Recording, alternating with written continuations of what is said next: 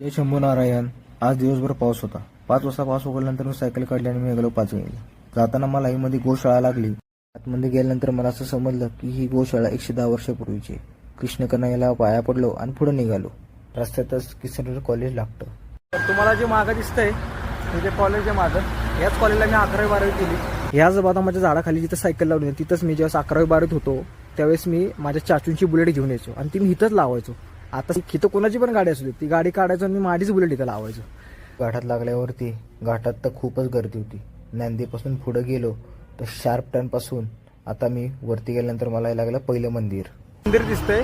बुवासाहेबाचं मंदिर आहे. जेव्हा पण हे जे मंदिर आहे ते इतकं जुनं आहे की आता जे 73-80 वर्षाची जी लोक आहेत का नाही ते सांगायचे की आम्ही लहानपणी इथं येत होतो. हे जुनं मंदिर आहे.